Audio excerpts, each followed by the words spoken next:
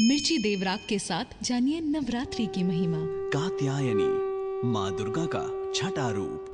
नवरात्रि में दुर्गा पूजा के अवसर पर बहुत ही विधि विधान से माता दुर्गा के 9 रूपों की पूजा उपासना की जाती है। आइए जानते हैं छठवीं देवी कात्यायनी के बारे में। नवरात्रि में छठे दिन माँ कात्यायनी की पूजा की जाती है। इनकी उपासना और आराधना से भक्तों को बड़ी आसानी से अर्थ, धर्म, काम और मोक्ष चारों फलों की प्राप्ति होती है। उसके रोग, शोक, संताप और भय नष्ट हो जाते हैं। जन्मों के समस्त पाप भी नष्ट हो जाते हैं। इस देवी को नवरात्रि में छठे दिन पूजा जाता है। कात्य गोत्र में विश्व प्रसिद्ध महर्षि कात्यायन ने भगवती पराम्बा की उपासना की, कठिन तपस्या की। उनकी इच्छा थी कि उन्हें पुत्री प्राप्त हो।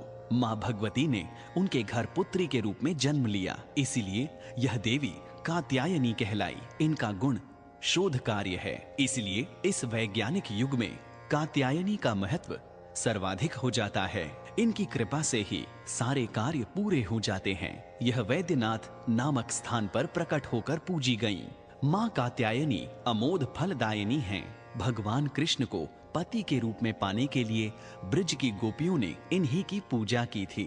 यह पूजा कालिंदी यमुना के तट पर की गई थी, इसीलिए यह ब्रज मंडल की अधिष्ठात्री देवी के रूप में प्रतिष्ठित हैं। इनका स्वरूप अत्यंत भव्य और दिव्य है। यह स्वर्ण के समान चमकीली हैं और भास्वर हैं। इनकी 4 भुजाएं हैं। दाईं तरफ का ऊपर वाला हाथ अभय मुद्रा में है तथा नीचे वाला हाथ वर मुद्रा में। माँ के बाईं तरफ के ऊपर वाले हाथ में तलवार है व नीचे वाले हाथ में कमल का फूल सुशोभित है। इनका वाहन भी सिंह है।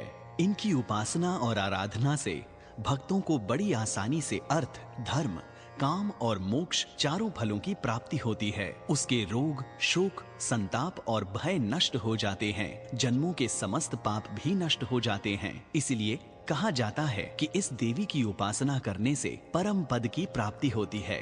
मिर्ची देवराग की ओर से सभी भक्तों को नवरात्रि की हार्दिक शुभकामनाएं।